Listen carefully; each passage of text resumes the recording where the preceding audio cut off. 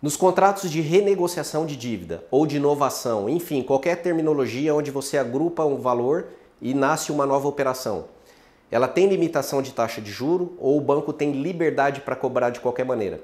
E a resposta ela não é tão simples. Por quê? Quando eu falo em taxa de juro, geralmente ela tem ali acoplado a ela, não geralmente, sempre ela tem acoplado a ela a questão do risco. Então, quando você renegocia, o banco vai dizer que o risco aumentou, automaticamente ele quer aumentar a sua taxa. Então, qual o raciocínio que eu adoto? Eu vou auditar essa dívida, eu vou retroagir ali nos períodos anteriores, em quantos anos forem possíveis até 10, e eu vou provar que a taxa de juro que o banco vinha cobrando não condizia com o risco das minhas operações, por N motivos. Quando eu consigo essa prova de forma em auditoria, qual é o raciocínio que a gente adota aqui? Você foi o causador do meu risco, você não pode se beneficiar dele para aumentar a taxa nesse momento. Esse é um ponto que tem que ser observado e discutido. Agora tem um outro muito importante também, que as pessoas ainda não sabem.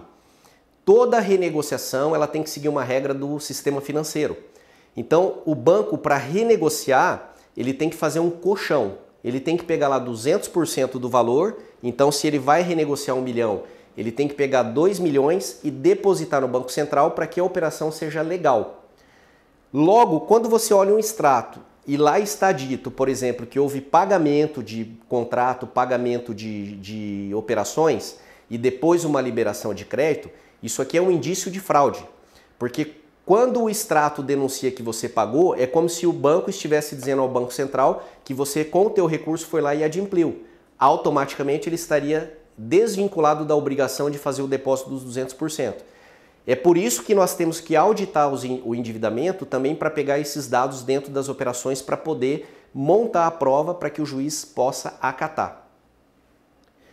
Se eu tenho a descaracterização do risco da operação, geralmente a taxa de juro volta para a taxa do contrato anterior. Exemplo, o meu contrato anterior tinha uma taxa de 1,22 e a renegociação foi feita a 2,10. Então ela vai retroagir a 1,22, porém com um saldo correto. Então eu renegociei 1 milhão, após revisar os 8 anos anteriores, 5, 10 anos, eu não deveria ter renegociado 1 milhão, mas 120 mil. Então 120 mil é uma taxa de 1,22.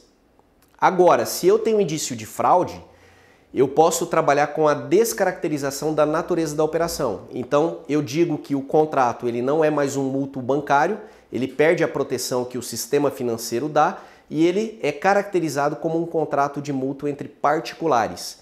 E se ele é caracterizado como particular, aí sim a taxa de juro tem que ficar limitada a 1% ao mês.